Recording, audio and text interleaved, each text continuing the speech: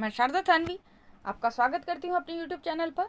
आज हम कर रहे हैं कक्षा 11th की हिंदी अनिवार्य की पुस्तक आरोह में निर्मला पुतुल द्वारा लिखित कविता आओ मिलकर बचाएं, इससे संबंधित पाठ्य पुस्तक पर आधारित समस्त क्वेश्चन आंसर यानी कि प्रश्न उत्तर और अन्य महत्वपूर्ण प्रश्न उत्तर अपने इस वीडियो में आपको करवा रही हूँ।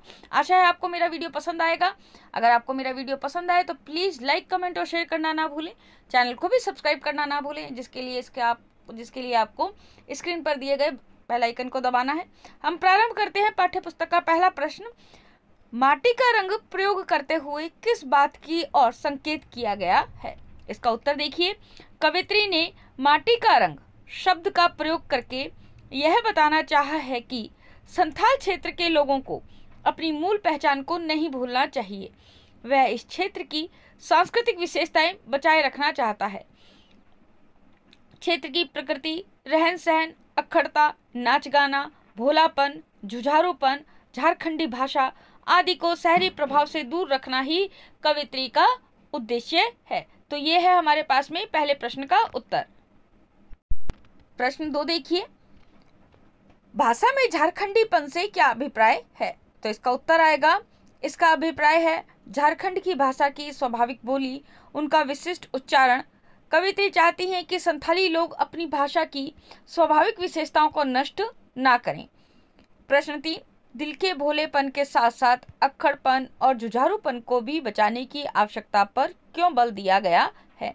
इसका उत्तर, दिल का भोलापन अर्थात मन का साफ होना, इस पर कविता में इसलिए बल दिया गया है कि अच्छा मनुष्य और वह आदिवासी जिस पर शहरी कलुषता का साया नहीं पड़ा वह भोला तो होता ही है, साथ साथ उसे शहरी कही जाने वाली सभ्यता का ज्ञान नहीं, तो वह अपने साफ मन से जो कहता है वह अक्खड़ दृष्टिकोण से कहता है।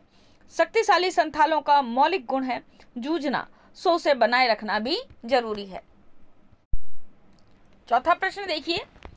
प्रस्तुत कविता आदिवासी समाज की किन बुराइयों की ओर संकेत करती है? तो इसका उत्तर है, कविता में प्रकृति के विनाश एवं विस्थापन के कठिन दौर के साथ साथ संथाली समाज की अशिक्षा, कुरीतियों और समाज की ओर बढ़ते झुकाव को भी व्यक्त किया गया है, जिसमें पूरी बस्तियां डूबने जा रही हैं। तो यहाँ पर जो आपके पास में बुराइयां आई हैं, वो आई है अशिक्षा है, कुरीति है, शराब का सेवन, ये सारी की सारी बुराइयां हैं जो आदिवासी समाज की ओर इंगित किया गया है, इन बुराइयों की ओर। अगला क्वेश्चन देखिए आपके पास में नंबर 5, इस दौर में भी बचाने को बहुत कुछ बचा है से क्या आशय है? इसका उत्तर देखिए। इस दौर में भी का आशय है कि वर्तमान परिवेश में पाश्चात्य और शहरी प्रभाव ने सभी संस्कारपूर्ण मौलिक तत्वों को नष्ट कर दिया है, परंतु कवित्री निराश नहीं है। वह कहती हैं कि हमारी समृद्ध परंपरा में आज भी बहुत कुछ शेष है, आओ हम उसे मिलकर बचा लें। यही इस समय की मांग है। लोगों का विश्वास, उनकी टूटती उम्मीदों को जीवित करना, सपनों को पूरा करना आदि को सामूहिक प्रयासों से बचाया जा सकता है। तो ये हो गया आपके पास में 5 नंबर क्वेश्चन का आंसर। अब हम करेंगे 6 नंबर। 6 नंबर आपके पास में देखिए जो क्वेश्चन आता है वह है, निम्नलिखित पंक्तियों के काव्य सौंदर्य को उद्घाटित कीजिए। इसमें क है, ठंडी होती दिनचर्या में जीवन की गर्माहट, ये पंक्तियां। ख है, थोड़ा सा विश्वास, थोड़ी सी उम्मीद, थोड़े से सपने, आओ मिलकर बचाएं। तो ये 2 आपके पास में दे रखे हैं क्वेश्चन, क और ख। छठे में 6 नंबर क्वेश्चन में क और ख 2 भाग दे रखे हैं। इसमें क का जो है हम आंसर देखिए। इस पंक्ति में कवित्री ने आदिवासी क्षेत्रों में विस्थापन की पीड़ा को व्यक्त किया है। विस्थापन से वहां के लोगों की दिनचर्या ठंडी पड़ गई है। हम अपने प्रयासों से उनके जीवन में उत्साह जगा सकते हैं। यह काव्य पंक्ति लाक्षणिक है। इसका अर्थ है उत्साहहीन जीवन, गर्माहट, उमंग, उत्साह और क्रियाशीलता का प्रतीक है। जो कि उत्साहहीन जीवन है, इसका अर्थ है जो कि गर्माहट का, उमंग का, उत्साह का और क्रियाशीलता का प्रतीक है। इन प्रतीकों से अर्थ गांभीर्य आया है कविता में, शांत रस विद्यमान है, अतुकांत अभिव्यक्ति है। ख है देखिए, इस अंश में कवित्री अपने प्रयासों से लोगों की उम्मीदें, विश्वास व सपनों को जीवित रखना चाहती हैं। समाज के बढ़ते अविश्वास के कारण समाज में जो अविश्वास की प्रवृत्ति बढ़ती जा रही है, व्यक्ति का विकास रुक सा गया है। वे सभी लोगों से मिलकर प्रयास करने का आह्वान करती हैं। उनका स्वर आशावादी है। थोड़ा सा, थोड़ी सी, वे थोड़े से, तीनों प्रयोग एक ही अर्थ के वाहक हैं। अतः अनुप्रास अलंकार है इन पंक्तियों में। उर्दू का शब्द है उम्मीद, संस्कृत का शब्द है विश्वास तथा तद्भव शब्द है सपने।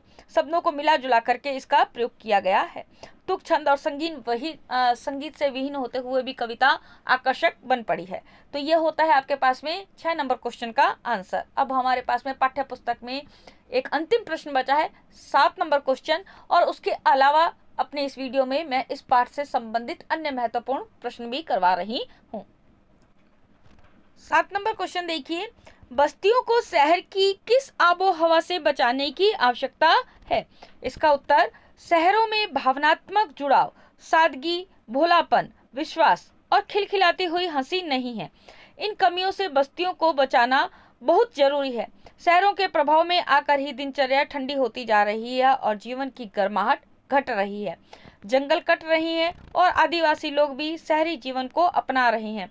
बस्ती के आंगन भी सिकुड़ रहे हैं। नाचना, गाना, मस्ती भरी जिंदगी को शहरी प्रभाव से बचाना जरूरी है।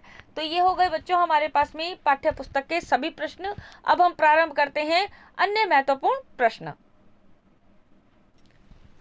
देखिए, अब हम प्रारंभ करते हैं अन्य महत्वपूर्ण प्रश्नोत्तर। इसमें पहला जो है आपके पास में प्रश्न वो आता है, शहरी जीवन भाग दौड़ भरा होने पर भी कवित्री उसे ठंडी दिनचर्या क्यों मानती है? इसका उत्तर, शहर में काम की भागदौड़ तो बहुत है, पर सामाजिक संबंधों, भावों, प्रेम एवं सौहार्द का अभाव है। आडंबर से भरे शहरी जीवन में गायन, नृत्य, प्रकृति के सानिध्य का अभाव है। इसी से जीवन दिखावा मात्र है। परस्पर स्नेह के अभाव में गर्माहट नहीं आ सकती। इसलिए कवित्री ठंडी होती दिनचर्या को अपनी बस्ती से दूर रखना चाहती हैं। अब हम करते हैं इसका दूसरा क्वेश्चन। दूसरा क्वेश्चन में देखिए आपके पास में प्रश्न दूसरा, कविता में वर्णित संथालों के हथियारों का उल्लेख कीजिए कि संथाल आदिवासी हैं जो कौन कौन से हथियारों का उपयोग करते हैं। देखिए इसका उत्तर, कविता में धनुष, तीर, कुल्हाड़ी आदि हथियारों का उल्लेख किया गया है।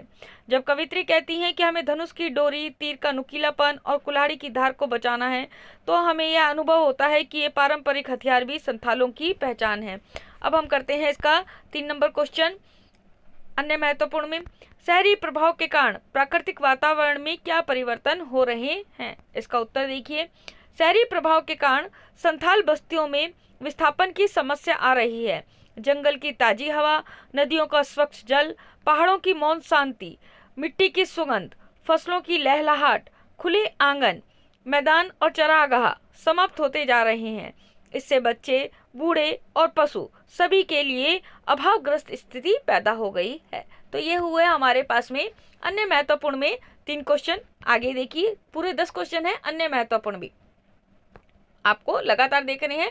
3 क्वेश्चन आपने देख लिए। अब चौथा क्वेश्चन देखिए, अन्य महत्वपूर्ण में बिल्कुल शॉर्ट क्वेश्चन है 1 नंबर का, जो इस बार है कि बच्चों के लिए महत्वपूर्ण कि 1-1 नंबर के क्वेश्चन भी आएंगे। उसके अनुसार वर्तमान परिवेश के लिए क्या कहा गया है? तो वर्तमान परिवेश को अविश्वास भरा दौर कहा गया है। 5 नंबर क्वेश्चन, आज के दौर में कवित्री क्या बचाकर या जीवित रखना चाहती हैं? इसका उत्तर, कवित्री थोड़ी सी उम्मीद, विश्वास और थोड़े सपने जीवित रखना चाहती हैं। ये हुए हमारे पास में चौथा और 5वां क्वेश्चन। 6ठा नंबर क्वेश्चन देखिए, कविता में किसे बचाने की बात की जा रही है? इसका उत्तर, कविता में कहा गया है कि अब भी हमारे पास बचाने के लिए बहुत कुछ बचा है, उसी को बचाने की बात कही जा रही है। यानी कि कवित्री निर्मला पुतुल हैं, वो कहना चाहती हैं आदिवासी लोगों की जीवनचर्या है, जो उनकी संस्कृति है, वो शहरी प्रभाव के कारण जो प्रभावित होती जा रही है, उसको बचाना आज भी हमारे हाथ में है और वो आज भी बच सकती है। तो कवित्री उसी को बचाने की बात कह रही है। 7 नंबर क्वेश्चन, बस्ती को बचाएं, डूबने से आशय स्पष्ट करें।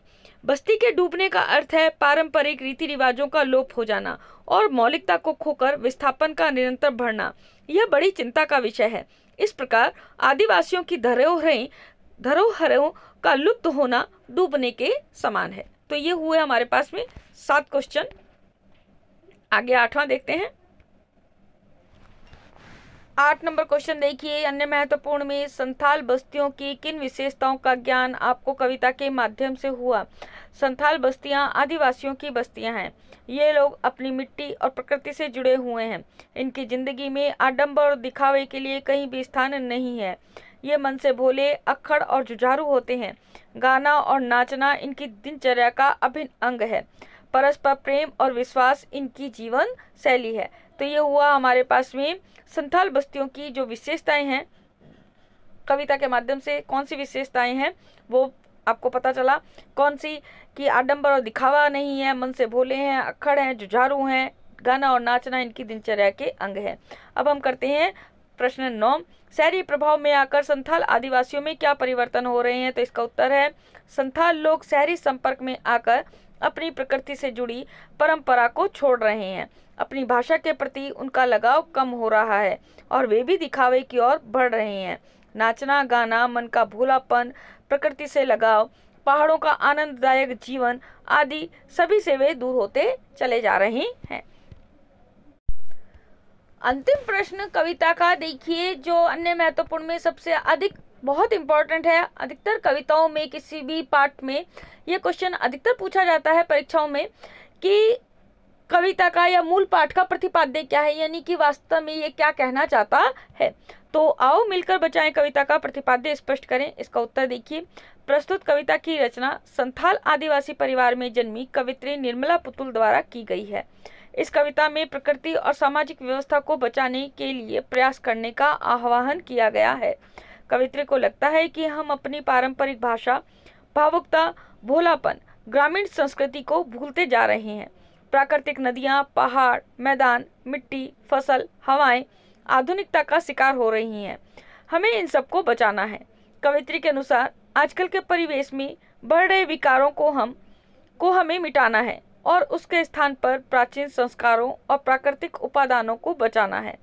निराश होने की बात नहीं, अभी हमारे पास में बचाने के लिए बहुत कुछ बचा है। तो इस प्रकार से आज मेरा ये वीडियो जिसमें मैंने आपको करवाए हैं निर्मला पुतुल द्वारा लिखित आओ मिलकर बचाएं कविता के पाठ्य पुस्तक से संबंधित सभी प्रश्न उत्तर और अन्य महत्वपूर्ण सभी प्रश्न उत्तर जो परीक्षा की दृष्टि से अत्यंत उपयोगी हैं। अगर आपको मेरा वीडियो पसंद आए तो प्लीज लाइक, कमेंट और शेयर करना बिल्कुल भी ना भूलें। चैनल को भी सब्सक्राइब करना ना भूलें, जिसके लिए आपको स्क्रीन पर दिए गए बेल आइकन को दबाना है। आज के लिए धन्यवाद। नमस्कार।